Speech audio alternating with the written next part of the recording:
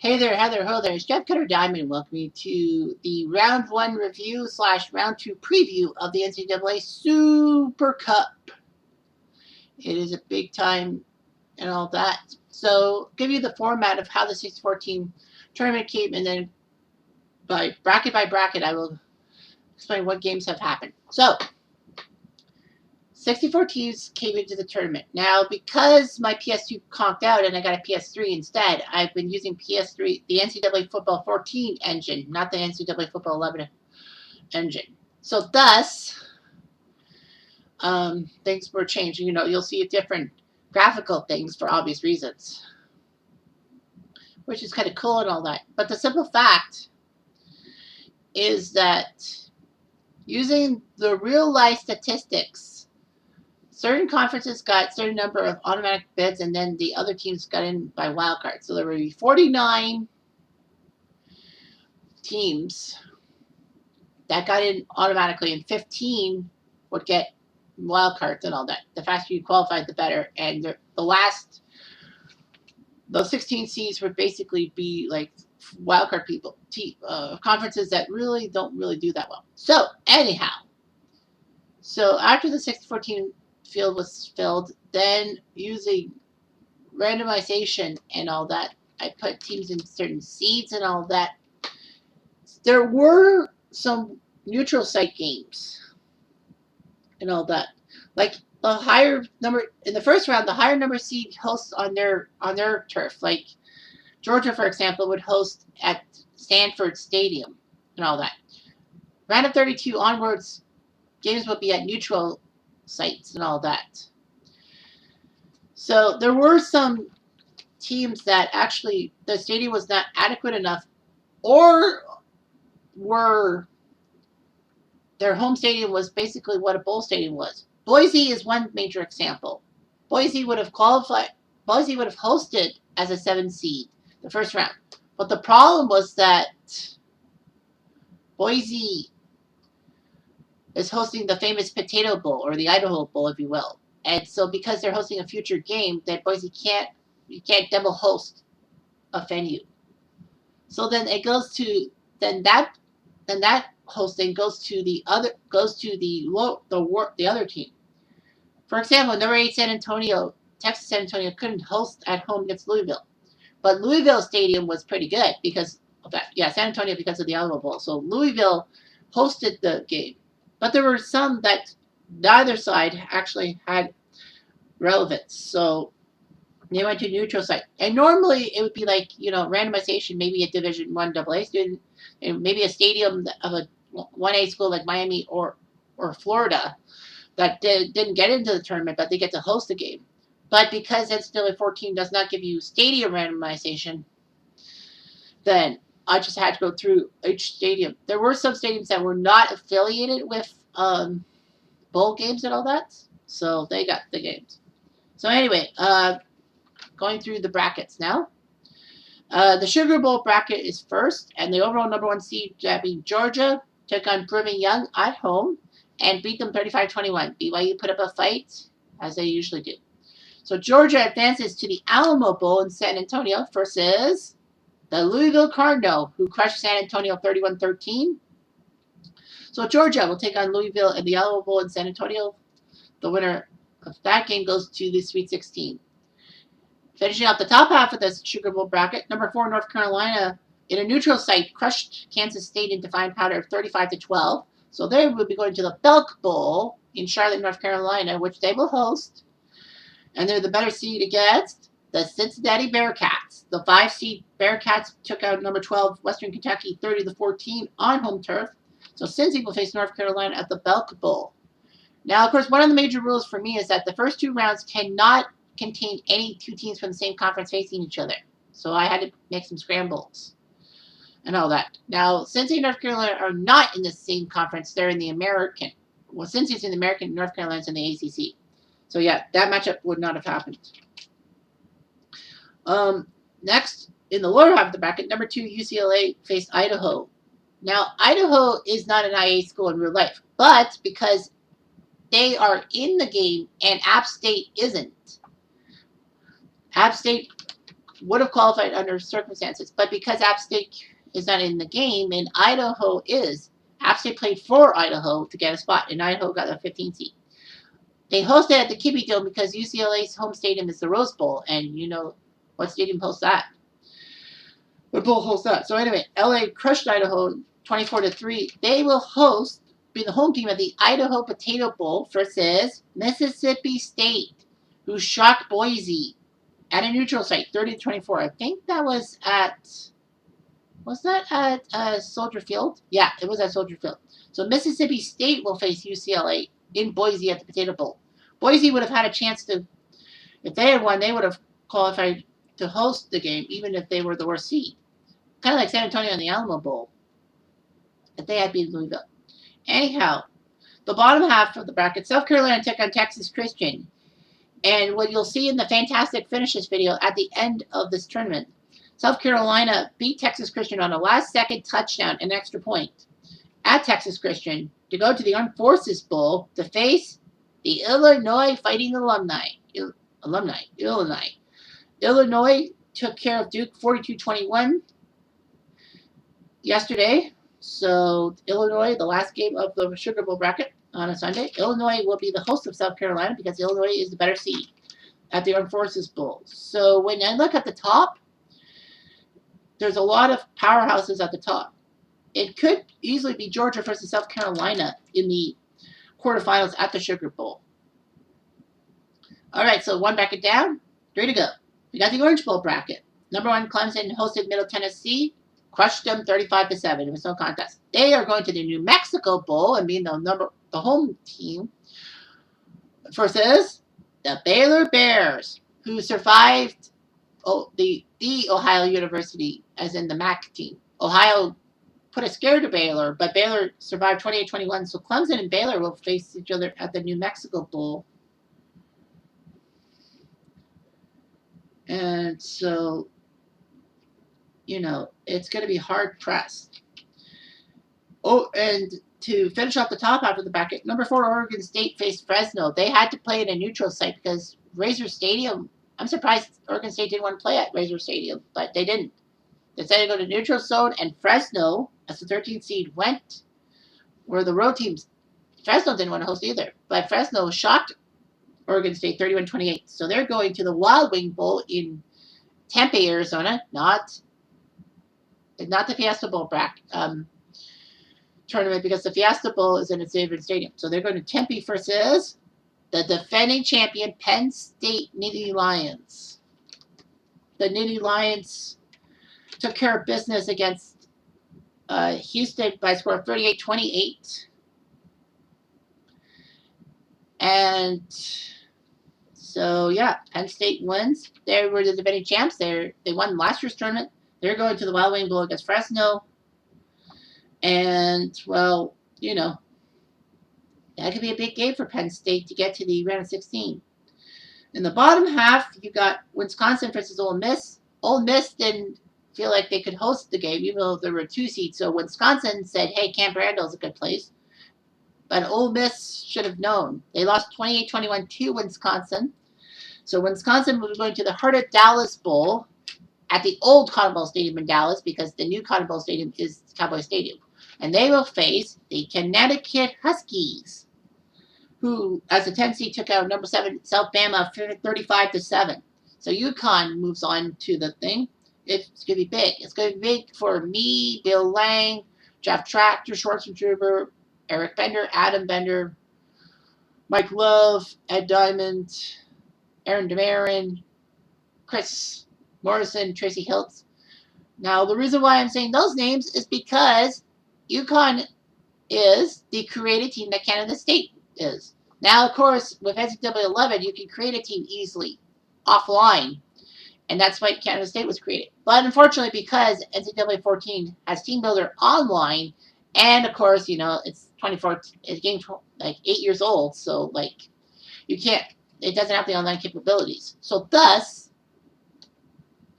you know, I couldn't team build, so I had to fill in a team. Now, UConn and South Bama were due to face each other by randomization, so I decided to make UConn South Bama, like UConn being Canada State and South Bama being Empire State, aka Team PSU. And so we crushed Alabama in the fine powder 35-7. I don't know how we did it, but we are in the second round, ending the Cutter Canada State curse. And we face Wisconsin. We're the home team because we're the 10 seed. Wisconsin's the 15 seed. So, well, Wisconsin qualified late. So, yeah. So we are happy as clams because, we get to host a game. But we are expected to get blown out by Wisconsin. Anyway, the bottom half of the Orange Bowl brackets, number 11, Air Force get their butts handed to them by Toledo at the Glass Bowl, 41-7. And Toledo goes to the GoDaddy Bowl in Birmingham versus the Purdue Boilermakers, who went to Tennessee and shocked the Vols 27-17. So Purdue will face Toledo. Toledo will be the home team based on seed. So, yeah, that's going to be crazy. And it could be Clemson versus Wisconsin at the Orange Bowl in Miami in the quarterfinals. So, just going to make sure that you guys get the stuff and everything, including the other bowls and all that. So that's that bracket. Now we got the Cotton Bowl bracket. Bracket number 3. We got number 1 Alabama versus number 16 Miami of Ohio. Because Miami of Florida did not qualify. So Bama beat Miami of Ohio 33-14. They will go to the Compass Bowl in, I think it's in Alabama. Can't remember. But anyway, they will face the SMU Mustangs, who on home turf beat Florida State narrowly 28-20. So SMU got to host the game and won the game. So it's Bama SMU in the Compass Bowl. Finishing off the top half of that bracket, number 4 Oklahoma State hosted number 13 Washington State, and it looked good for OK State with the running attack. But no, Washington State shocked the world, 31-24. A big win for Wazoo. They go to the Las Vegas Bowl versus the Central Florida Knights, who went as a 12 seed to beat number 5 Utah 27-17. It was at a neutral site. Central Florida could have hosted, but because Central Florida that campus also hosts the Capital One Bowl, or what they call the Citrus Bowl, quote unquote, they couldn't do it. Anyway, the bottom half of the bracket contained number 2 Syracuse hosting number 15 Oklahoma. Yeah, Oklahoma was a late team that qualified. So Syracuse as a 2 seed said, yeah, we'll play at home. We'll probably score some points on Oklahoma. No, they didn't. Syracuse scored Al Sippo, Miami of Ohio, and Middle Tennessee, among others. The 2 16 seeds I talked about. They scored points, at least 7. Oklahoma goes to the Military Bowl in Washington versus the Fighting Irish of Notre Dame, who was a 10 seed, beat Minnesota 30-17. Now, Minnesota didn't host the game because their stadium was not up to par. So they went to Notre Dame Stadium to play the game, and Notre Dame won. So Notre Dame faces Oklahoma. Notre Dame has the 10 seed, has the better seed. So that means Notre Dame will get the home game against Oklahoma.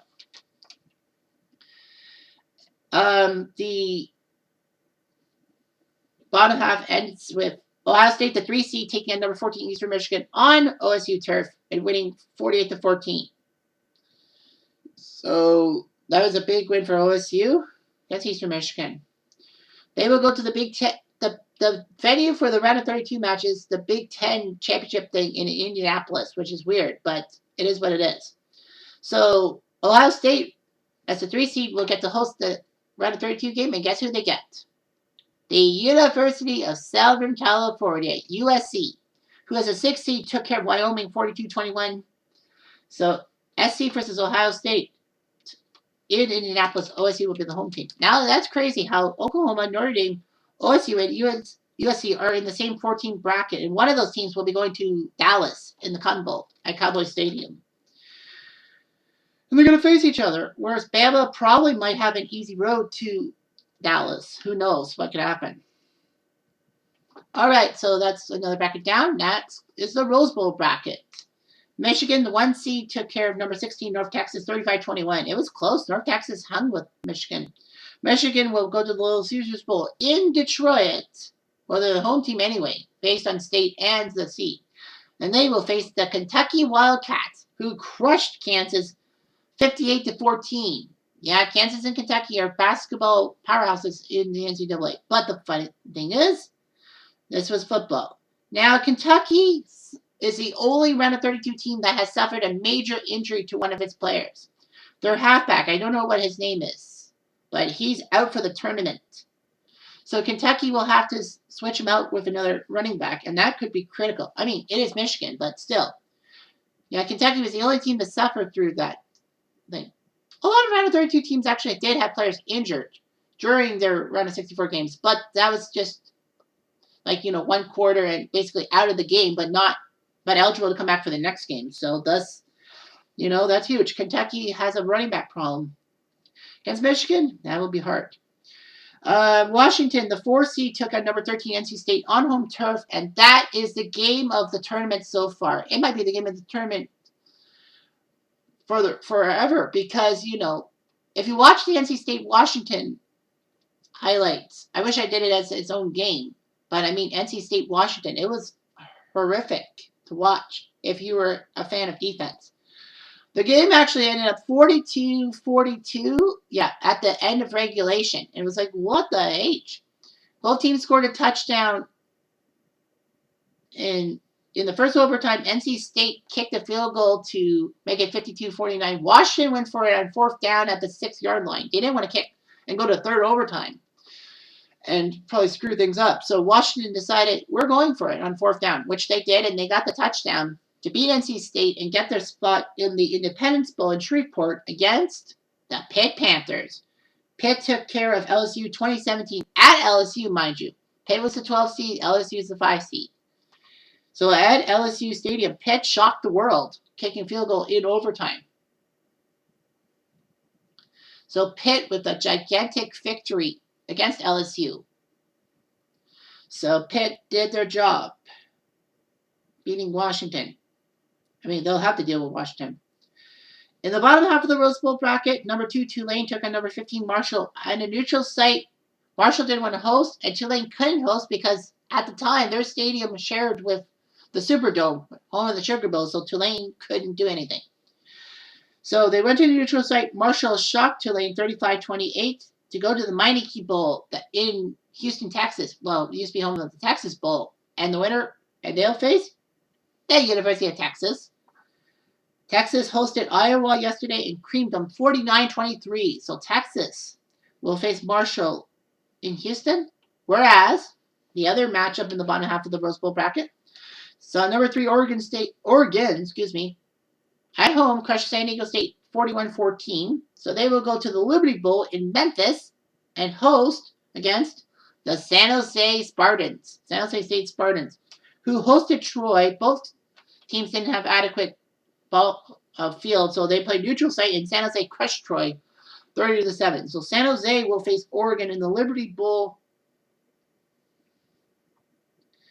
I think we might see a bit of an upset. I think Oregon might get past Texas. Well, they're the better seed, but I think the tea leaves say it's going to be Michigan versus Oregon in the Rose Bowl bracket. The Cotton Bowl bracket will probably be Bama versus, I say, Ohio State.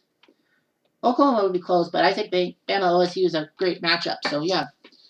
So there you go. And of course, show you the back half, the scores and all that. If you can see that. Yep, there you go. All right. So there is a time frame for the round of 32. So the round of 32 will start in 2 days' time on Wednesday, December 14th. There are 4 games each day, the 14th, 15th, 16th, and 17th. So there are 16 games in the round of 32 and 4 days of 4 games. So on Wednesday, the Military Bowl will start off at noon. Then it's the Belk Bowl, the Independence Bowl, and the GoDaddy Bowl. Thursday, the 15th, sees the lineup being the Little Caesars Bowl, the Las Vegas Bowl, Alamo Bowl, and Wild Wing Bowl in Tempe, Arizona. Friday, the 16th, sees the Liberty Bowl start, then New Mexico, then the Compass Bowl, then Idaho Bowl, and on Saturday the 17th, it's the Armed Forces Bowl versus Bowl first, Heart of Dallas, the Big Ten, and the Meineke Bowl. Now, the reason why you probably see, well, like Michigan, for example, is like they're playing on a Thursday, not on a Saturday. Well, it's simple, because what I did was of the lineups being Monday through Sunday and all that. The one second round matchup that is done the quickest, like we know that second round matchup the earliest. That's what we get first.